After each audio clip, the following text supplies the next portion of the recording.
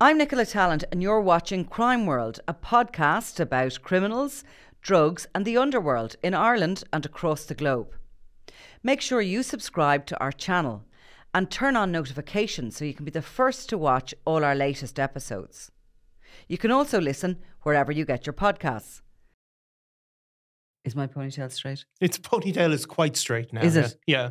There was a couple of mishaps there, wasn't there? There was, and yeah, it's an uncomfortable moment for me to be asked advice on hair. I was looking at the screen over there and then I kept coming out with it over the side of my head and everything. Just to be asked advice on ladies' hair. Yeah. It's not my... so much can go wrong and so little can go right. Yeah.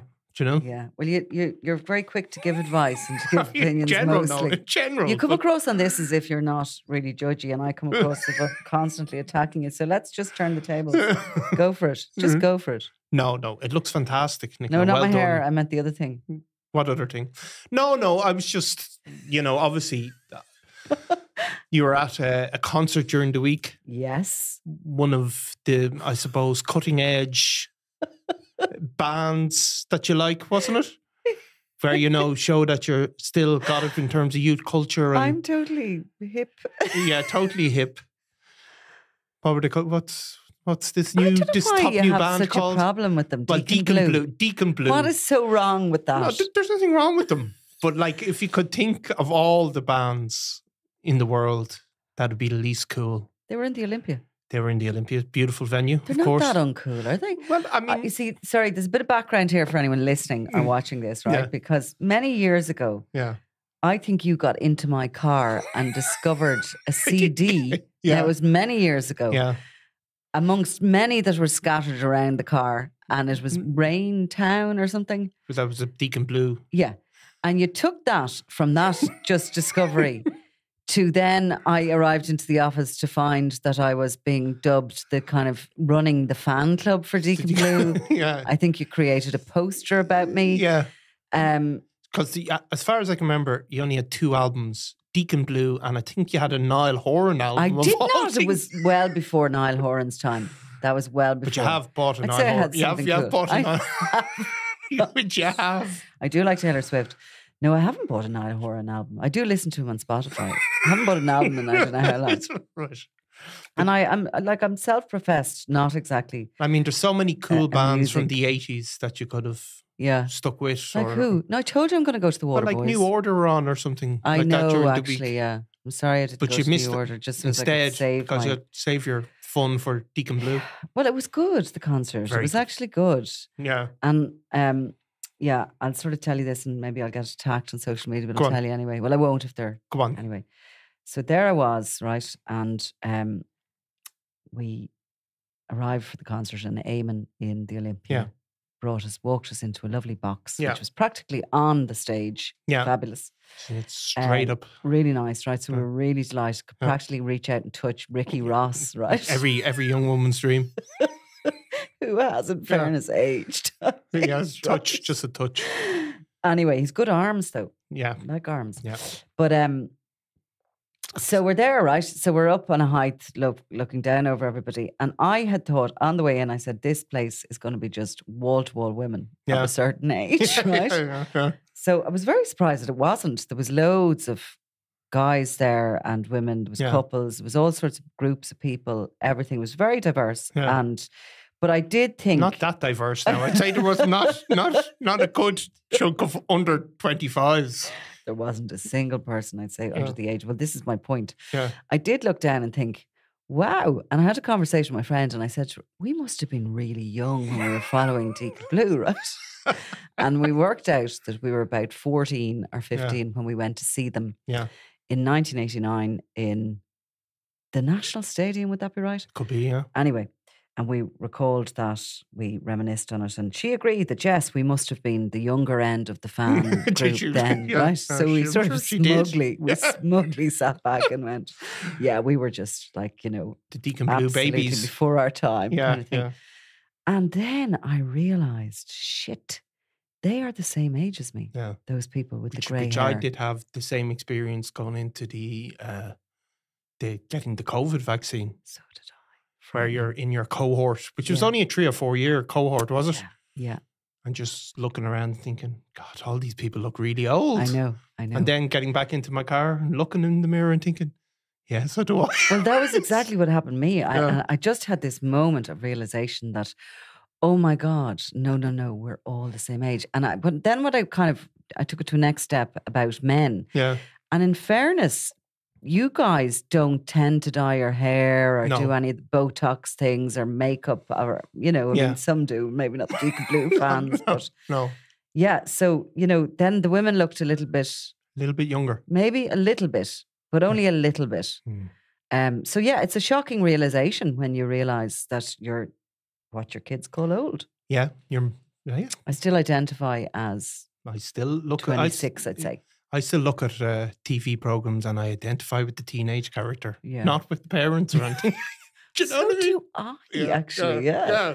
Like if it's a high school sort of drama, I get into that. You think the parents are real oldies? Yeah, leave them alone. So we're all the same then. But anyway, we're not all the same. It was a good gig. Like it was a good gig, and I'm not apologizing for it. I just don't understand why you're so. No, it's just amusing. Mean and nasty to me about because I know you've got I told you about a podcast on Tupac coming up. And I Tupac Shakur. Yeah. Did you ask him any hip hop questions? I did have to read up on a bit of it, I have to say. It's music with people talking, basically. That's hip hop. But they all went to war. It's quite interesting. Doug Century came on about it. Yeah. He knew all about it because he actually covered it for the New York Times those years. Touch more edgy than Deacon Blue. And we had a conversation, by the way, about the nicknames because their nicknames are all Puffy and this one and that one. The nicknames are really Dada Bear and all this. Yeah. They're very sort of different, kinder, I would have thought, than the nicknames we were talking about at the 50th. We'll come to that because we have to go around that. Now, I have to put my glasses on because I'm just a young lady with bad eyesight. There's definitely somebody going to email in and say, what are you waffling on about Deacon Blue for 10 minutes before you get to the... Well, it's maybe our joke, is it? It possibly is. It possibly is because somebody bought me the ticket and when the concert came up, I thought to myself, I have to tell Niall that. You'd gone so over the top, like so completely and utterly over-exaggerated the finding of that album. Yeah. What can you think of what band is the least cool band? Is it them? Well, in my opinion, I'm sure there's people like even email in and tell us. Yeah. Tell us to stop waffling. Now. So crime. We're going to talk about the Gulf Clan. Clan Del Golfo, rather. We're going to talk about the cartel behind the shipment that was apprehended off the Cork and the Wexford, Waterford coasts there last week. There's people before the courts. We're not going to go into the details about them, but we are going to talk about this enormous cartel which sent it. Yeah. I mean, I think like what you can see is that the European drugs trade has become probably the biggest and most important market for the South American cartels. Even today, and we're recording on Friday, Europol have just put out a press release just this morning about 16 arrests in Brazil. Yeah.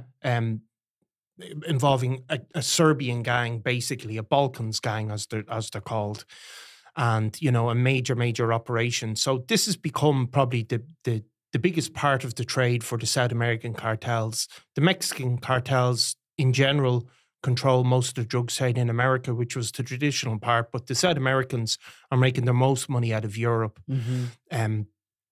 And out of all of them, the Clan Del Golfo, they're the single biggest distributors of cocaine in the world. And so they have become Europe, and the connections have become a way in which they can, I suppose, have their own autonomy from the Mexican cartels. Now, we have seen some Mexican cartel involvement particularly in Holland. Yeah. But generally, it's the South Americans and the Europeans have been dealing directly. And this shipment, by all accounts, that was found off the coast of Cork is it was obviously a huge record for us. It was 2.2 tons of cocaine, but the estimates are that the Gulf Clan are exporting up to 20 tons a month each month. So that's 1/10 of 1 month's supply, really. And do you know how many of them there are? Well, I know, it's thousands, I think, is it? 6,000. 6,000. They believe that there are 6,000 members of the cartel, nearly all armed. Yeah. And that information came from the courtroom in the States where Otoniel, who was the previous leader of it, we'll go back to him in a minute, but when he was being convicted and sentenced, 6,000 of them, they're all, like, it was established essentially from a military. It is a military. Yeah, I mean... And it operates in this region that's very difficult to access, that is a particular part of Colombia where they control the towns. Yeah. I mean, they actually at one point looked for a shutdown in a number of towns that they control. But, I mean, I'm talking towns, cities. Yeah, and they asked for all the businesses to shut down. This is a number of years ago, 2012, I think. Yeah. And those that didn't, they went and assassinated the owners. Yeah, because Colombia, like, obviously the cocaine trade became a huge, massive earner in the 1980s. But on the back of that, there was already effectively a civil war in the middle of Colombia. You had FARC, which were a left-wing group who I think at one point were controlling something like 1/3 of the land territory in the country. There was thousands and thousands of people killed over a long-running conflict, and in opposition, something in a sort of an equivalent to the north, there was counter-revolutionary forces came about, something like the Loyalists, basically right-wing guerrilla movements, and they, out of that group, those group of right-wing those militants, that's where the Clan Del Golfo really originated. Mm-hmm. Because as the conflict went on and then as it sort of died off and there's various peace deals done at various times, these groups didn't disarm. Obviously, the right-wing guerrillas also went on to a full-on war with Pablo Escobar's cartel.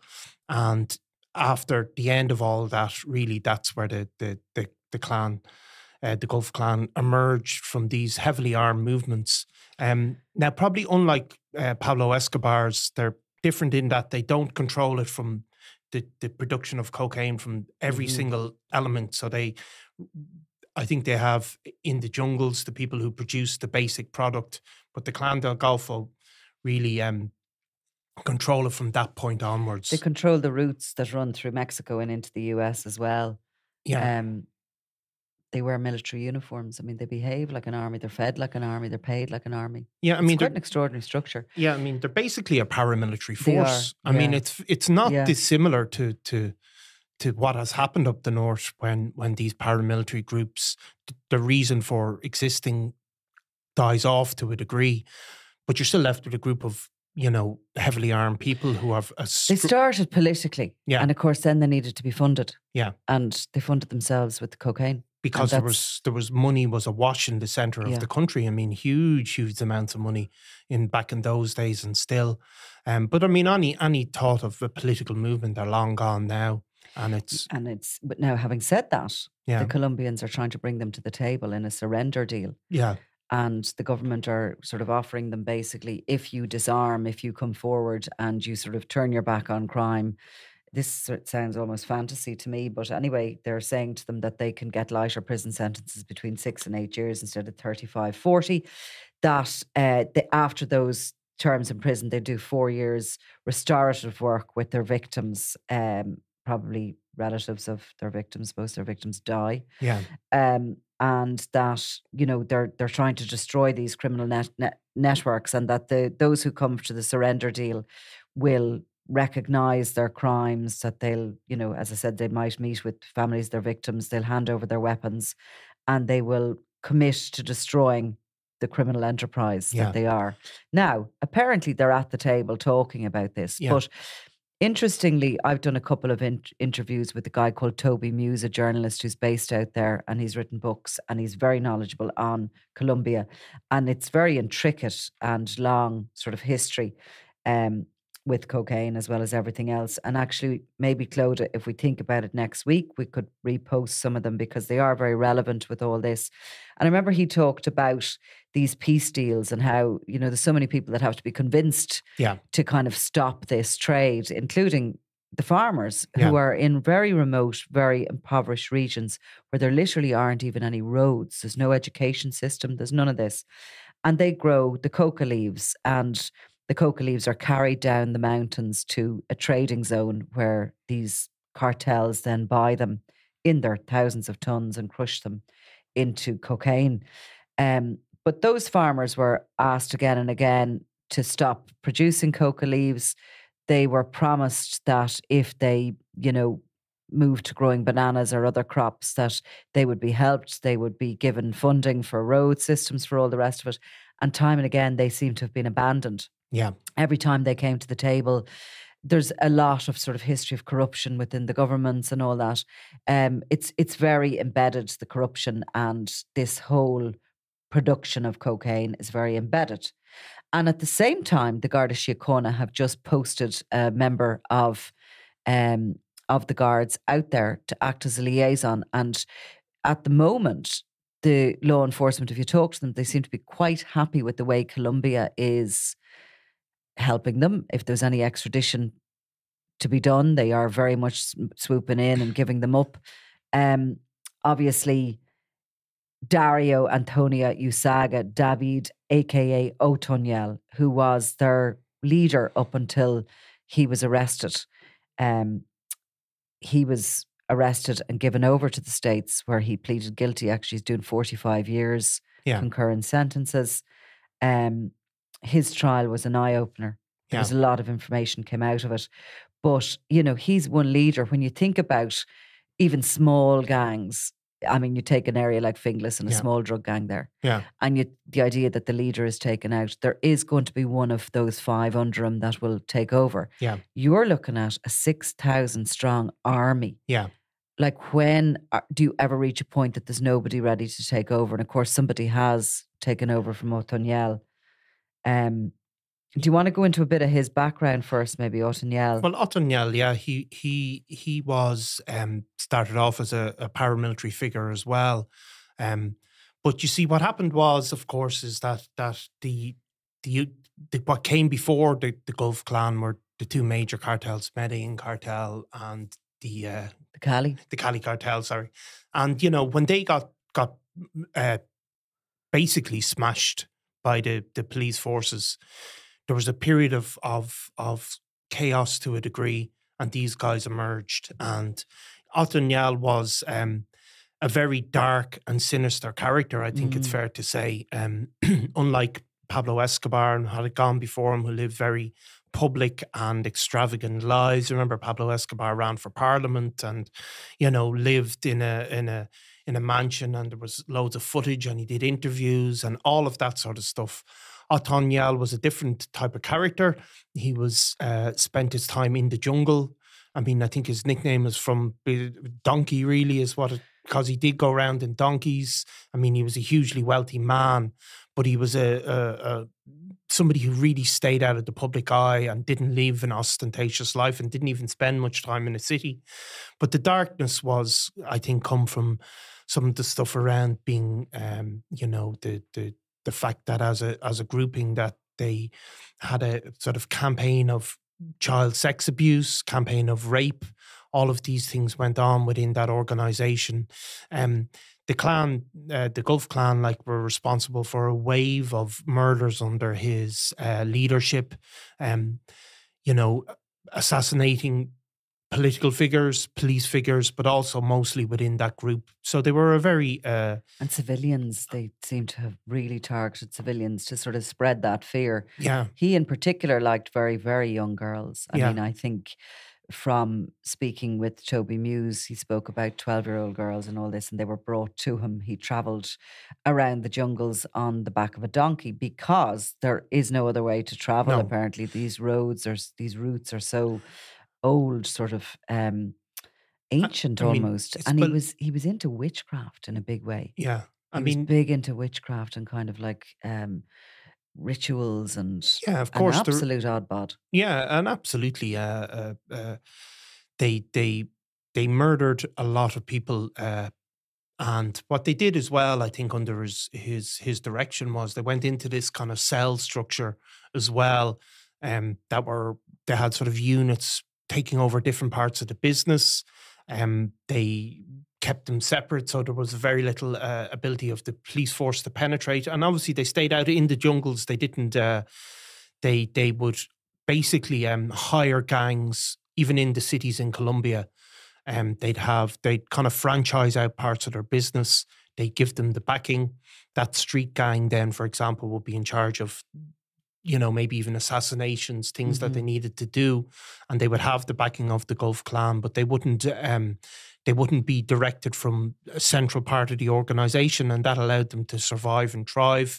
There was almost, unlike a lot of the cartels in Colombia since Escobar,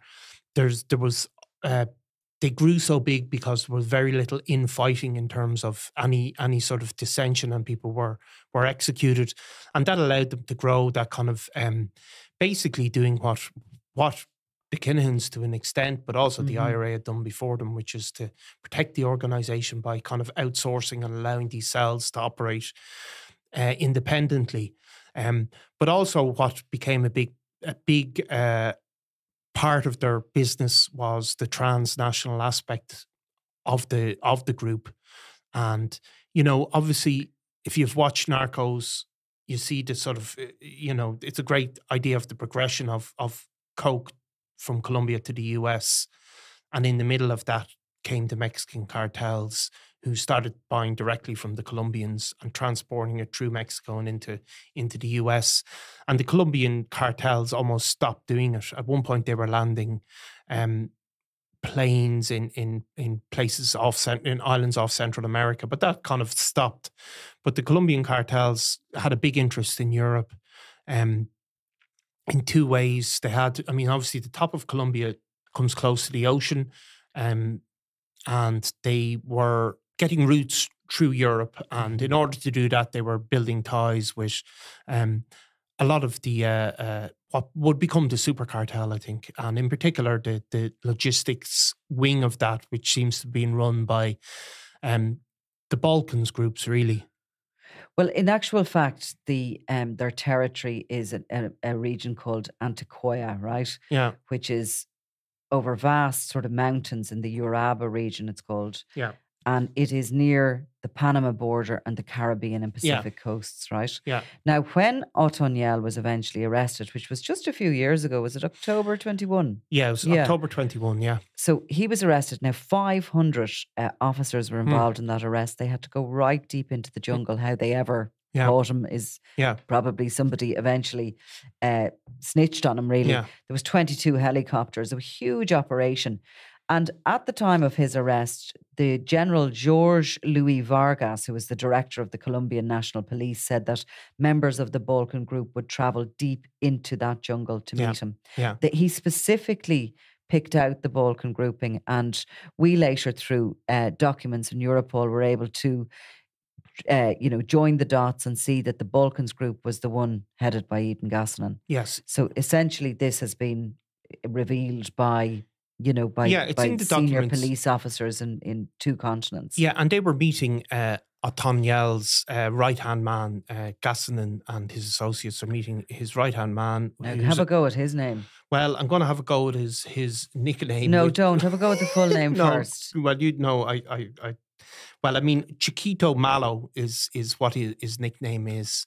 And he's now regarded as the head of the man who took over from Otoniel. Yeah. And he was personally then meeting with Gassanan or Gassanan's closest associates in the jungle.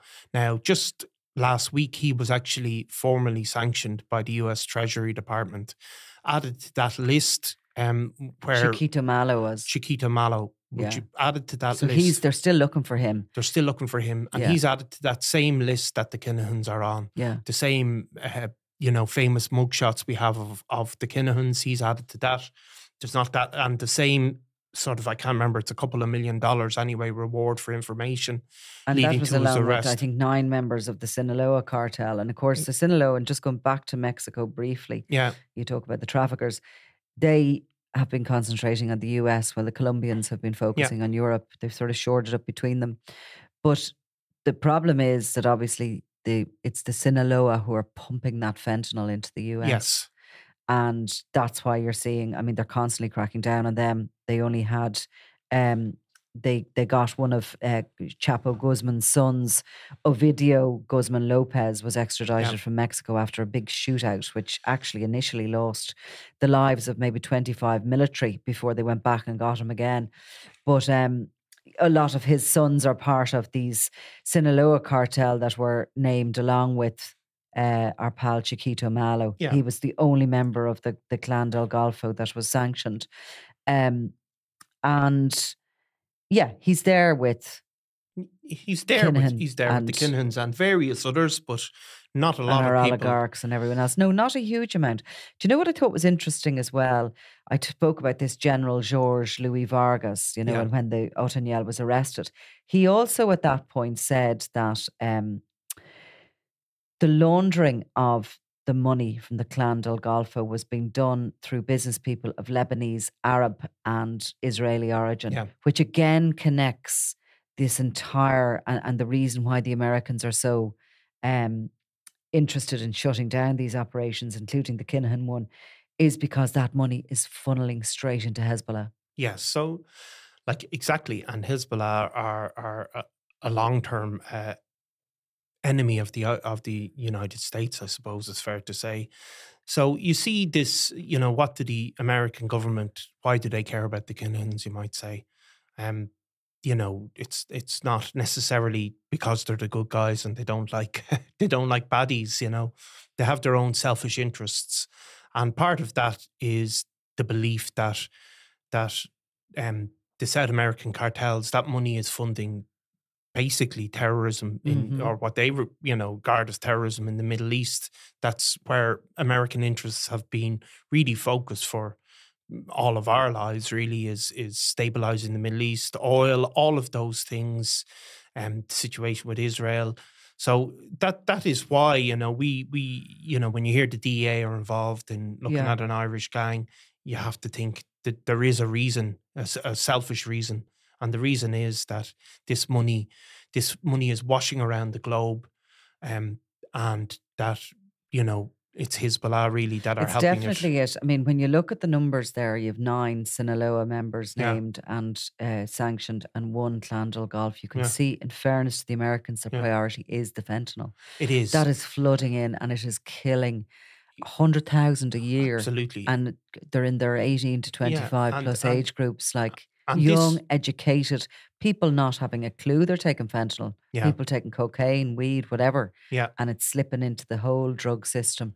It's a huge problem for the health system in the US. It's a huge problem. It's a huge human cost, of course, as well. It's become a big political issue in the US as well. That's the other thing you have to look at, in that the Republican Party are using it to talk about build the wall, the border wall. So it's become a political issue as well as the human issue. The interesting thing was this week that the Sinaloa cartel put up a load of posters. I don't know if you saw this around the place, saying we're no longer going to deal in fentanyl. Right. They put them all up. They put them on social media and they hung them around the area. Obviously coming to the point where they've realized that they're attracting too much attention from the US government and it's counterproductive. So they actually built these posters and put them up all around the place saying we're no longer going to do it. Like, incredible, really. Leave us, back up, back away. Just leave us alone. Just leave us. Just leave. We're just going back to cocaine and nobody cares about that. And that is exactly what they're saying. Because fentanyl has become... But that could not be true, because fentanyl is really, I mean, it's keeping that, it's highly addictive, obviously. Yeah. It's seeping through the entire system. It's been funneled into Mexico through China, who have a long-standing pretty bad hatred of America and don't care what's happening on the streets there. Again, they're after sanctioning a number of companies in China again this week who are producing what is called the precursor to fentanyl, which is, various chemicals that don't know about it enough to go into it, but they're sanctioning that. But the Sinaloa cartel this week, like, it's an incredible kind of thing. We're backing off, eh? Yeah. We're just gonna stick with the coke. You see, the Sinaloa, amazingly, like, all of this is political, by the way. It is all political. I mean, they go after these individuals and, make a huge scene about it. I mean, this is why the war on drugs is so catastrophic, really. There doesn't seem to be any real sort of efforts to tackle the problems like what I've talked about with the farmers in Colombia who are producing the coca, leaves no efforts there for no efforts by people to kind of by other countries. I mean, we're all users of cocaine. I mean, and at the same time, Colombia has been left to deal with this situation themselves. They can't. They have said it before. But there's no real effort. There's a real effort to make a big showcase of the likes of Guzman's sons being brought to America, put on trial, the likes of Guzman himself being brought. Like Guzman was in court in Brooklyn. It was a huge show trial. You know, he was jailed for 75 million years or whatever it was. And the Sinaloa didn't bat an eyelid. No. Sure, it just kept operating. They're so big, they're so vast, these organizations exactly. now. And so does the Gulf Clan after Niall, who was the biggest drug dealer since Pablo Escobar, as they describe. But life goes on again. Yeah. Now you see fentanyl has become a political hot topic because Donald Trump is saying the Democrats are letting our country be destroyed by fentanyl and they don't care. They're not able to do it. So then something is done, but is it the right thing? And if you look at Colombia, like the size of the country is immense. I mean, it's a huge, huge country with a lot of jungle. They clearly don't have the ability. That's why they're talking about these peace deals that sound so confusing and kind of counter, almost undemocratic. But that is the only way. They simply do not have the resources to police a jungle state like they do, and they never have done. Yeah. I mean, these problems are going on decades. And I think, like, at the heart of it, and again, Toby Muse is living there and very, very up on it. I mean, he believes that the heart of it is this corruption that there's been a failure, repeated failure, whenever they do get any agreements, repeated failure to follow through with what they've promised, because there's just corrupt government after corrupt government after corrupt government. And that has seeped in as well with that narco-terrorism. Yeah. And you see with this shipment, the MV Matthew, obviously with the record shipment of cocaine seized off Cork, like how complicated it is in terms of policing this in the modern world.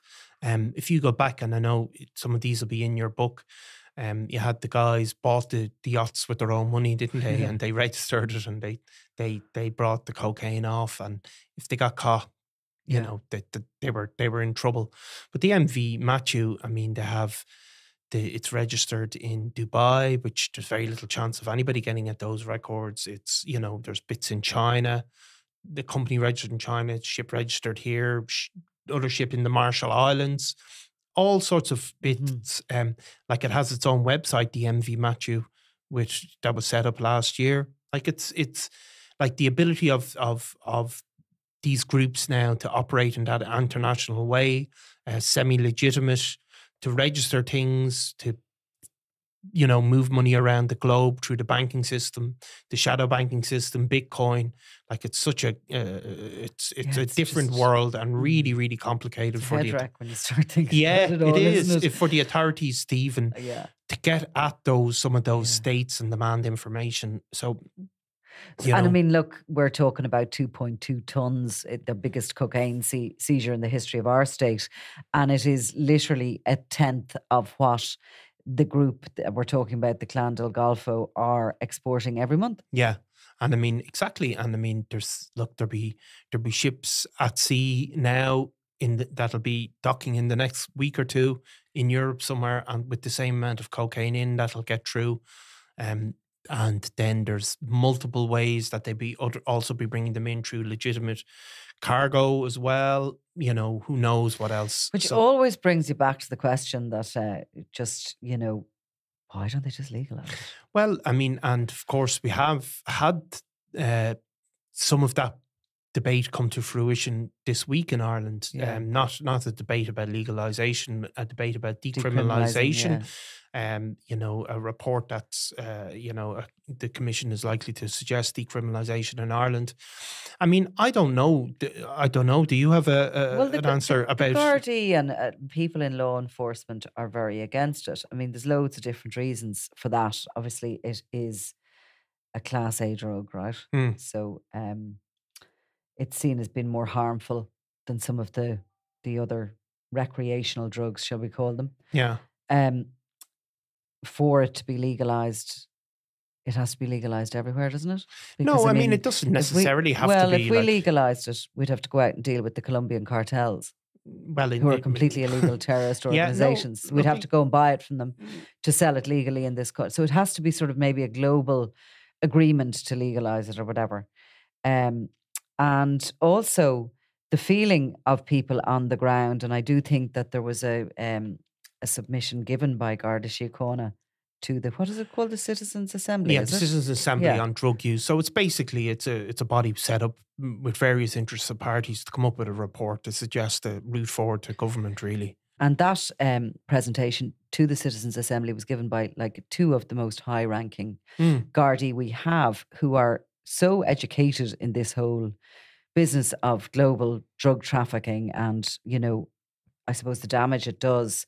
And it was Assistant Commissioner Justin Kelly and Detective Chief Superintendent Seamus Boland gave the submissions. And I mean, they also believe that the drug dealers are always going to be there, even if you legitimise it. There will be a black economy. It's so embedded.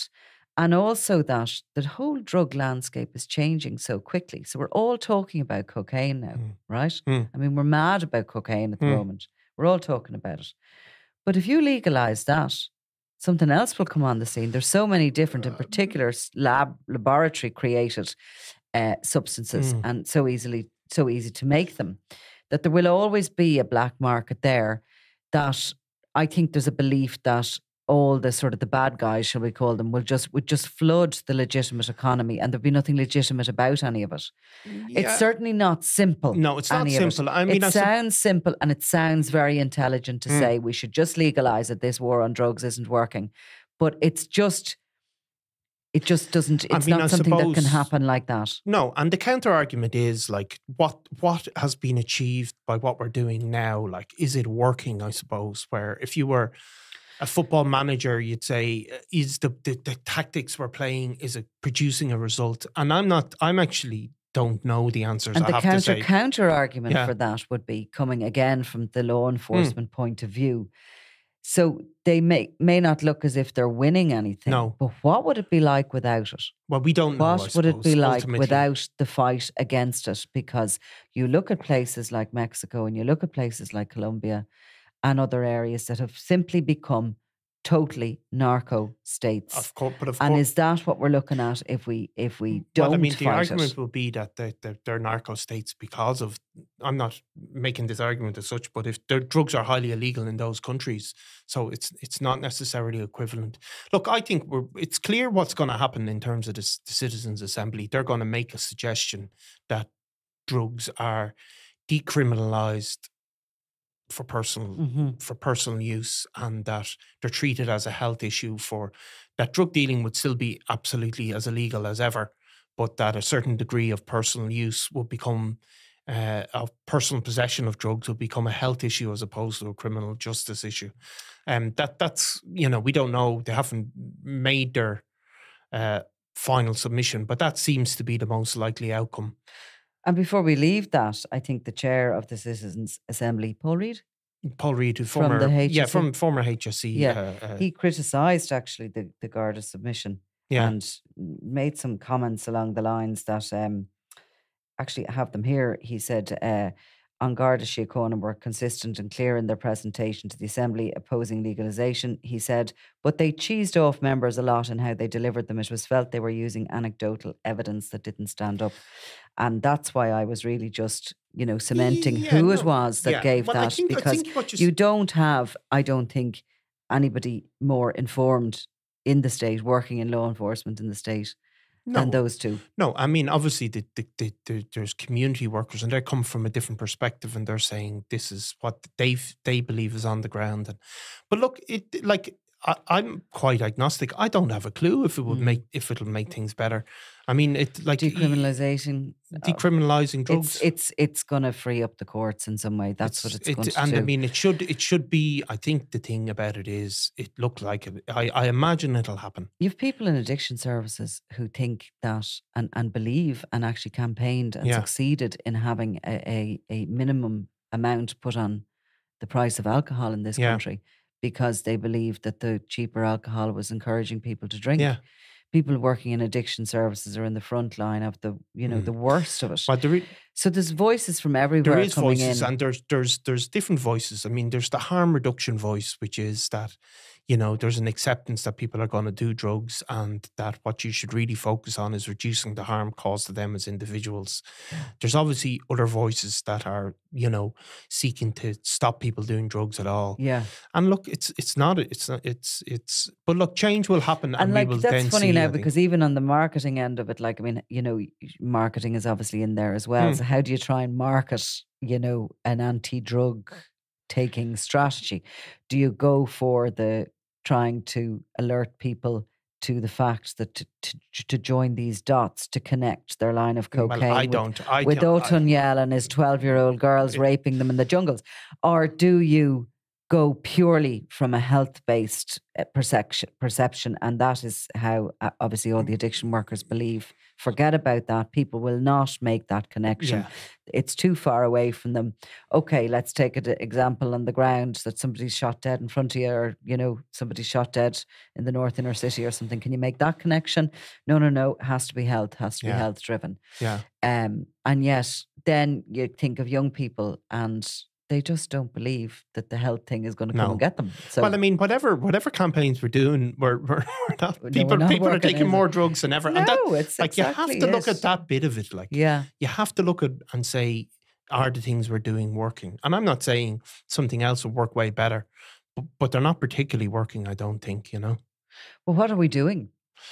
Well, I mean, I tell you what we're not doing. We're not funding. I haven't seen an ad on the television about cocaine use in I don't know how long. I haven't seen any sort of a government campaign against it. They will talk about it. They will talk about it the odd time, especially when you get a big, they'll react, as always, to, a big cocaine seizure, to reports from Europe saying that we're some of the highest users in Europe. There'll be a bit of reaction to that, but there doesn't seem to have been a joined up strategy or any sort of a marketing. Well, I tell you what we're not doing. We're definitely not funding people who want help, who are in addiction and want help. If they go to a doctor and ask, can I be put somewhere or can I get treatment? It's not easy to get, because there's just not enough funding going into that. You can say that categorically. 100%, but there's only a proportion of users of drugs that are, in addiction and need help. There's a huge amount of people. But we're not helping them, though. No, we're not, and they definitely. I mean, but theirs is much more clear cut, surely, because they need a health led approach to addiction, and they need a place, and they need help to come off drugs or whatever it is they're addicted to, and then to sort of reestablish themselves within the community. That is a really clear and obvious path to take. But that other cohort that are recreationally using the drugs, they don't need addiction services, mostly, but they need something to sort of, wake them up to. Well, maybe. I mean, we've seen loads of different approaches across the world, in Europe and in the US, and some of them have had great success. Certainly in Portugal, though, they've seen a few disputed reports about decriminalisation there, but generally that's the model that's pointed to. But nothing has, human beings are still killing themselves through drug use. And there's still 6,000 militia pumping out. There's still 6,000, 20 tons of coke a month. Yeah. And so multiply that by 12. I'll give you that sum to do. So what is it? 20 tons by 12? 20. 240. What? 20 by 12 is 240? Yeah. You sure you've said that out loud? Yeah, I am 100%. Okay, so that's 240 tons a year from the Clan Del Golfo alone. And being pumped out of Colombia. Yeah, and it's as much as they can produce will be sold. That's the reality. Yeah. They're not going to produce too much. As much as they can produce will be sold, and that's the fact of life. And they're not the only country producing it. So you have Peru. Yeah, and they're not the only even cartel in. So I don't know. But certainly that Clan Del Golfo is beyond a cartel, or certainly my understanding of it is of what a cartel should be. There should be, to me, certainly not 6,000 members. I mean, where would you start with that? Well, I mean, the resources simply How aren't do you there. dismantle that? Well, you can't, and that is why they're trying to do deals with them Yeah. that are sort of dirty deals, for want of a better word. They're trying they're trying to bring them in and get them to basically disarm and lay down their roots, their businesses. What are they going to offer them? What are they offering them? 6 years in prison and 4 years with your victims' families working with them. Well, they probably get to keep some of the assets they've built up. They get to keep their assets, and they don't get 35, 40 years in prison is what they're, and they don't get sent to America where they get shoved into a supermax and forgotten. Exactly. Again, that Chapo story, the idea of him, can you imagine that, living like that? 23. No money would pay me to spend a day like that, let alone the rest of my existence. Anyway, there we go. The Clan Del Golfo. Yeah. And a ship called Dignity. Which was sailed up the west coast, which is villages and towns. Which is a Deacon Blue, the name of a Deacon Blue song. Poor Deacon Blue. I hope Ricky Ross isn't listening to you, is all I can say. Poor man. Telling him he's not cool. Anyway, right. Well, let's sign off on that for today. Thanks, Nicola.